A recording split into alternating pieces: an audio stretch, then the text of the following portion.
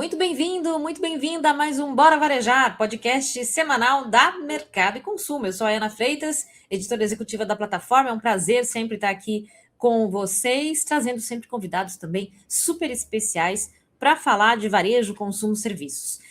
A Mercado e Consumo, se você não conhece ainda, acesse lá o nosso site mercadoeconsumo.com.br, com muitas notícias diariamente, a todo momento, sobre esses assuntos que eu comentei, tendências, análises, enfim, notícias quentes também, né, do que está acontecendo nesses setores.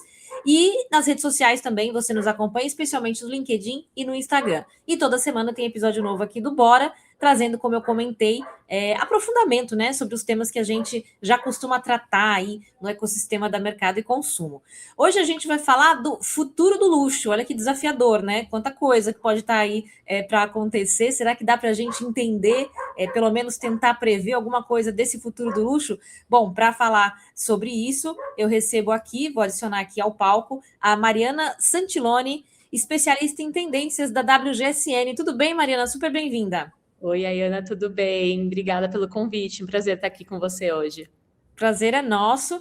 A Mariana está hoje aqui com a gente no Bora e estará muito em breve no Inside Fashion Business, que é o evento promovido pela Gouveia Experience em São Paulo, mais propriamente agora será no dia 27 de abril, que é um evento voltado para o mercado de moda, né, toda a cadeia de moda, e a Mariana vai trazer dados aí, análises sempre ricas da WGSN, com foco nesse segmento que eu comentei, nesse recorte, né, do mercado de luxo. Aliás, queria comentar com vocês que estão acompanhando a gente, que quem acompanha aqui o Bora Varejar tem direito a um desconto especial aí para acompanhar, para ir, né, comparecer presencialmente no Inside Fashion Business de 20%. Você pode acessar o QR Code que a gente vai exibir agora aqui na tela, ou o link na descrição aqui do episódio, e digita lá o cupom Bora Varejar, tudo junto, 20, Bora Varejar 20, né, tudo junto. Você consegue aí o desconto especial por estar acompanhando aqui o nosso programa hoje. Mas vamos lá, quando a gente fala de futuro do luxo, né, Mariana, especialmente de moda, que é o tema do Inside Fashion Business, o que está mudando exatamente hoje em dia? Bom, acho que tem muita mudança, né? Quando a gente fala desse futuro, é importante a gente até entender, né? O futuro não é dezembro aqui agora do final do ano, né? A gente está falando um pouco mais a longo prazo dessas grandes mudanças. Então, por exemplo, para 2030, a WGSN projeta que 80% das compras globais de luxo, elas vão ser feitas por gerações mais novas. Então, por exemplo, pela geração Millennium, pela geração Z. Porque hoje, quando a gente olha para o mercado de luxo, ainda é muito dominado pela geração que tem dinheiro, né? Então, vai ser a geração dos baby boomers, a geração X, que é onde está o maior poder aquisitivo. Então, olhar para a Silver Generation, por exemplo, é essencial caso você esteja falando de luxo agora, né?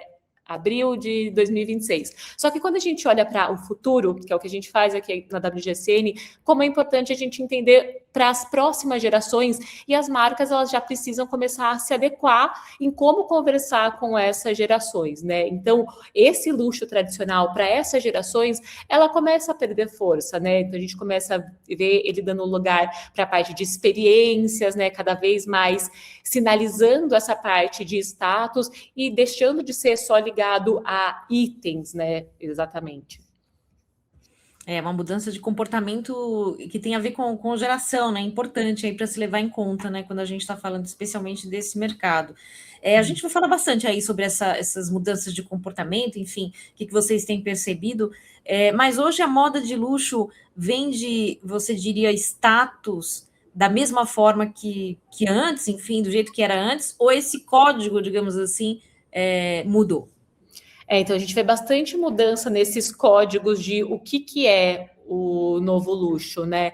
Porque hoje a gente tem um consumo grande de pessoas que consomem produtos dupes, né? Que são falsificações, né? Então elas querem ter acesso àquele produto, não necessariamente pagar por tudo dele. Mas, além disso, muda um pouco o que são esses símbolos de luxo, né? A gente começa a olhar para símbolos que são mais difíceis de serem falsificados. Então, é uma coisa que eu vou acabar entrando bastante na palestra. Porque hoje, vamos supor, se você entra no seu Instagram, você vai ver um monte de pessoas com uma foto de uma Birkin da Hermès. por mais que o acesso a esse produto seja restrito, tanto por ter um valor muito caro, quanto por ter lista de espera, ele é acessível de certa forma, né? Você vai ver uma foto daquilo, você vai ver uma influencer com aquele produto. E a gente começa a ver outros códigos de luxo entrando que não é possível você ter ele falso. Um dos exemplos que até vou dar na palestra é sobre ter filhos e como ter filhos está cada vez mais vinculado com não é só sobre ter filhos, né? É ter filhos e continuar com o estilo de vida, sempre viajando, frequentando os melhores lugares, o seu filho estudando na melhor escola da cidade, enfim, e como que todos esses códigos, eles conversam entre si. Então, esse novo luxo é muito mais sobre coisas que não podem ser falsificadas, né? Você não vai conseguir falsificar o lugar onde você está vivenciando, o lugar onde você está frequentando naquele momento, enquanto quando a gente fala de itens, você pode, por exemplo, alugar aquele produto, né? Enfim, comprar na promoção, parcelar em 12 vezes, enfim. Então, muda a perspectiva, a forma que o luxo é visto através desses novos códigos também. Muito bom. Quando a gente fala em marca, hoje o que faz ainda uma marca ser percebida como uma marca de luxo, né? Especialmente no mercado de moda? Não é só sobre preço, né? Acho que falar sobre um preço mais elevado, sobre materiais mais caros, sobre a qualidade, acho que é o mínimo, né? Quando a gente fala sobre uma marca de luxo, é entender que vai ter uma qualidade melhor, vai ter materiais mais caros, né? Vai ter um cuidado muito maior, mas cada vez mais a gente falar sobre esse luxo vai ser vinculado a um legado de marca, né? Então, como que é não só o legado de quanto tempo ela está no mercado, mas também uma narrativa muito forte. Então, qual que é o storytelling que essa marca conta? Muito também voltado para a experiência. Então, praticamente toda a palestra eu vou trazer muito a importância da experiência para o mercado de luxo também. A gente ouviu falar, né, muito aí sobre uma expressão quiet luxury, né? Primeiro, eu queria até que você explicasse um pouco para o pessoal que está acompanhando, se não conhece, o que isso significa realmente, e se é uma tendência, de fato, ainda que você vê no mercado.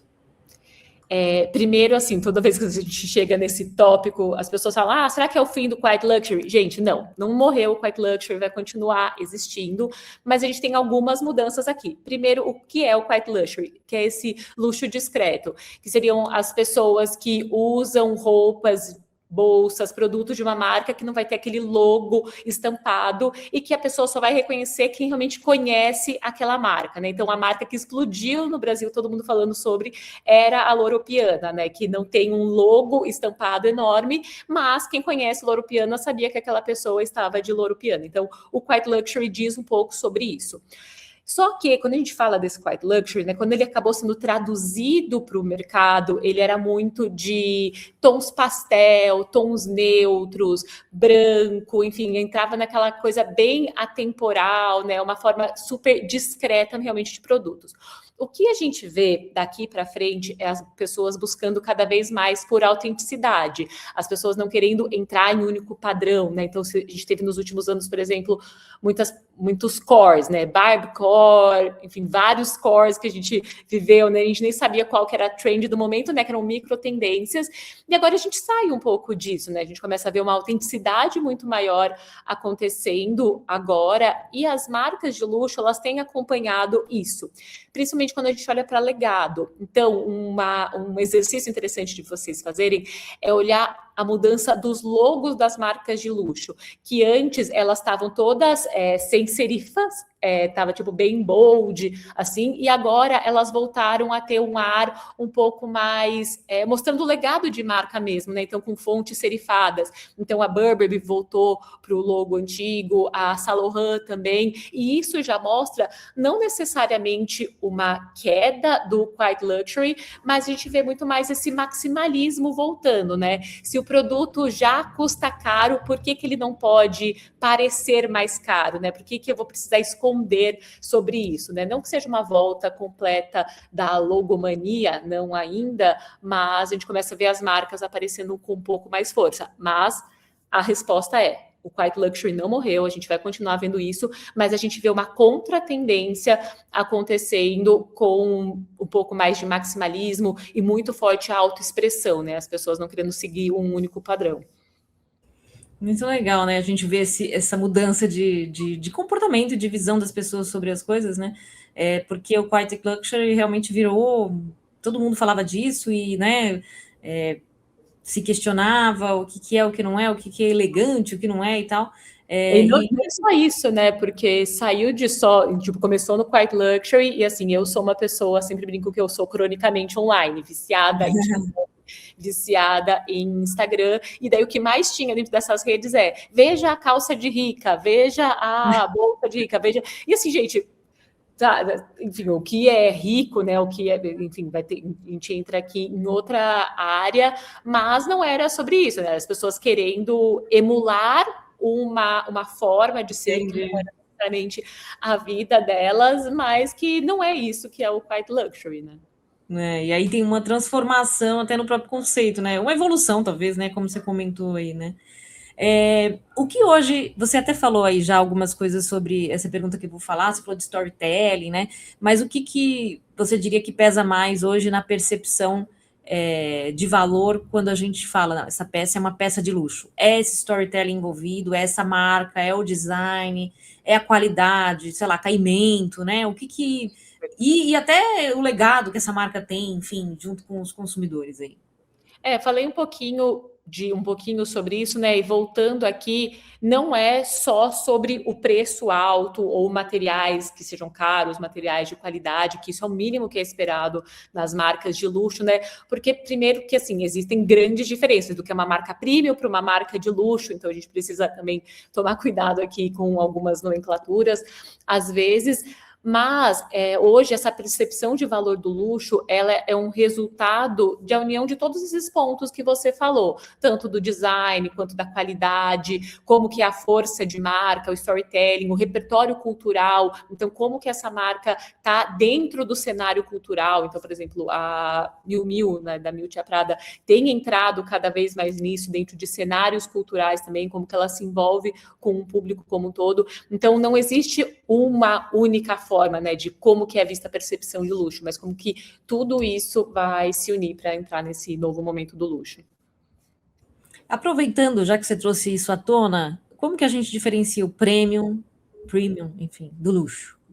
Não, isso daí entra desde faixa de preço, qualidade de produto, público que você está falando, enfim, vão ter várias formas de diferenciar, mas começando ali no preço e público, né? Praça, de onde você vai estar também com aquele determinado produto, né? E daí a marca saber encaixar, né, que o produto dela é premium e não um produto de luxo ou de high ticket.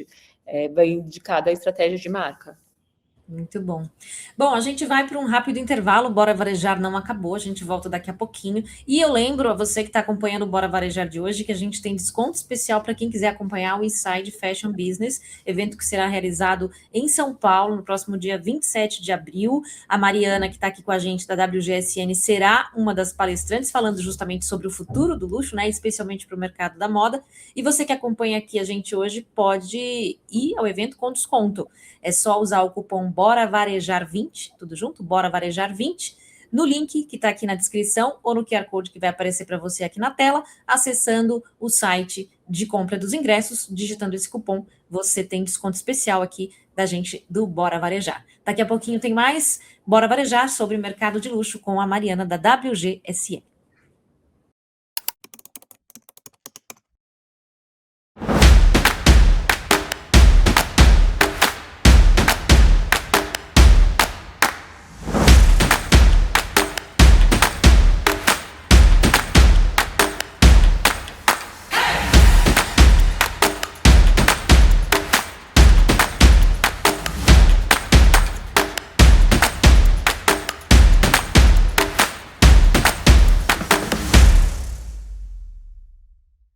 De volta com o Bora Varejar da semana com a Mariana Santiloni, ela que é especialista em tendência da WGSN e estará no Inside Fashion Business, evento para a cadeia de moda que engloba aí temas que permeiam, né, a cadeia de moda, será realizado em São Paulo, dia 27 de abril. Já comentei que quem está acompanhando aqui tem desconto, só acessar o link aqui na descrição e usar o cupom Bora Varejar 20, Bora Varejar 20.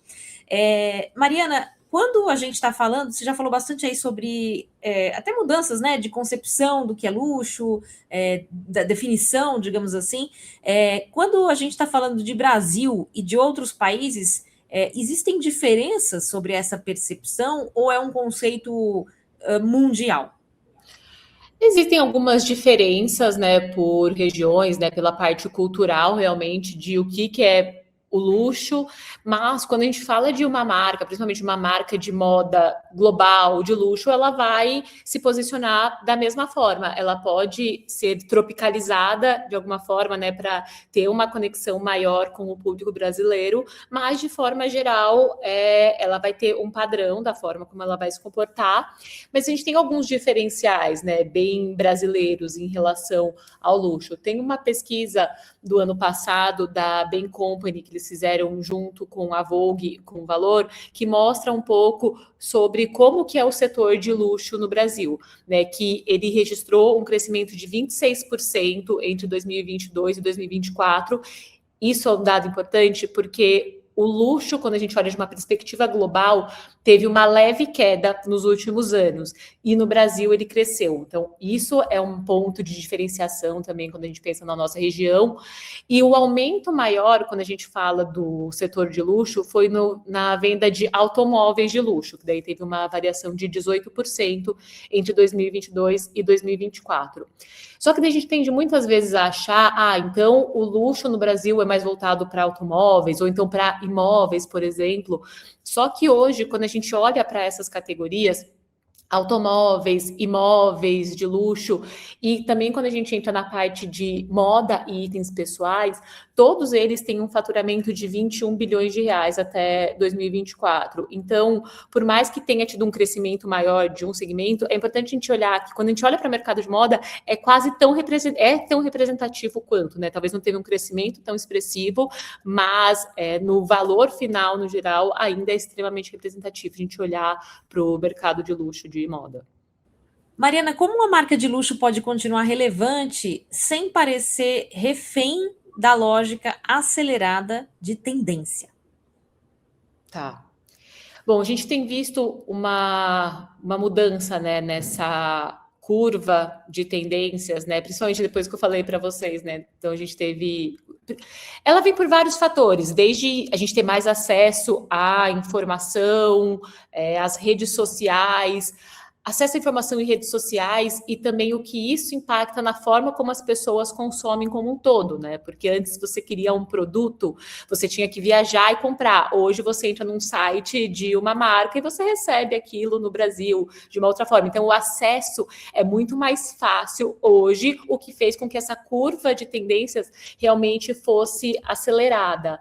Mas a gente tem deixado de ver tanto isso, né? Como eu falei, para um futuro a gente começa a ver as pessoas procurando muito mais por autoexpressão, e as marcas de moda, elas têm um problema, né? Porque elas estão com uma dificuldade de convencer o consumidor deles que o produto deles vale o preço que estão pedindo. Como eu falei, a gente fala de um produto que tem um valor elevado, que tem um material que condiz com isso.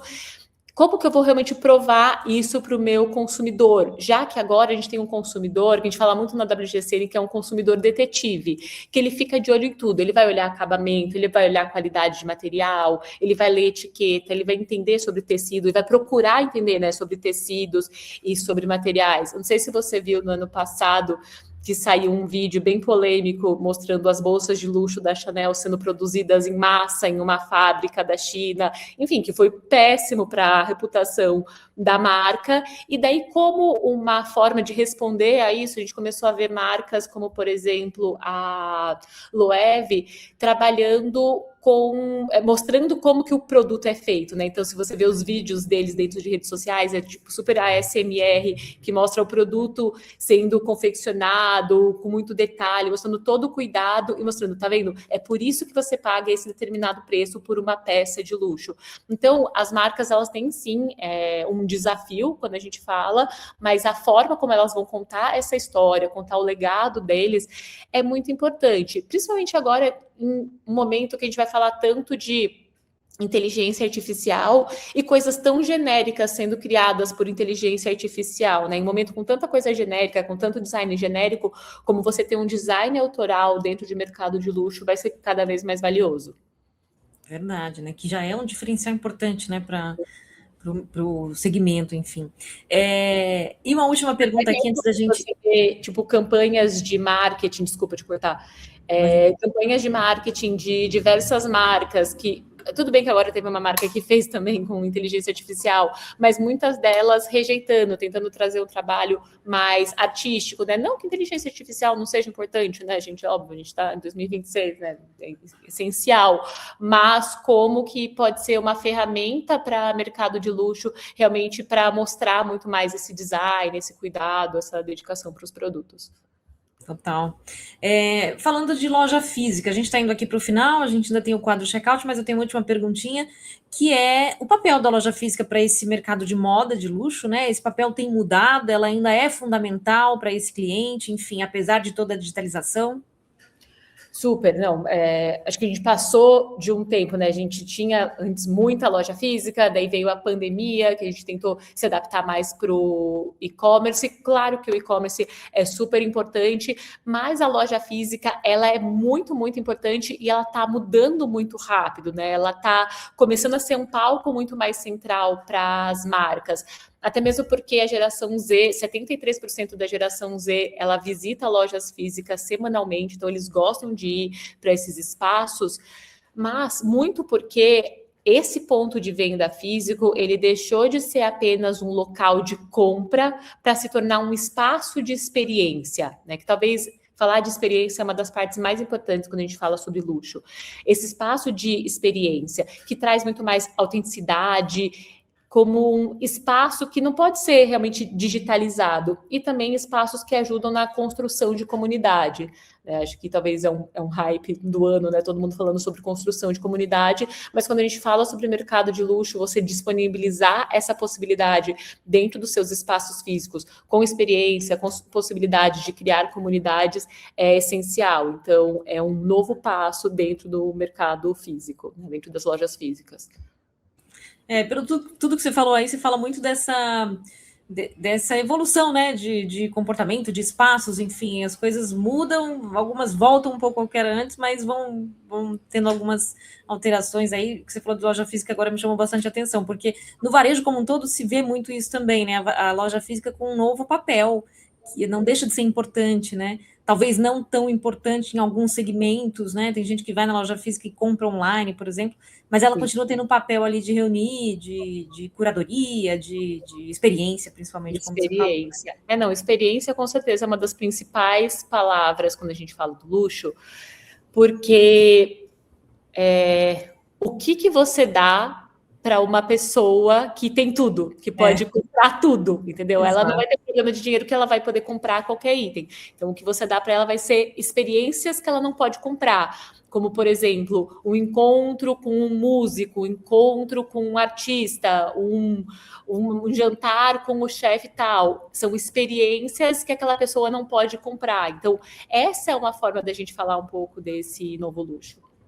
Muito bom.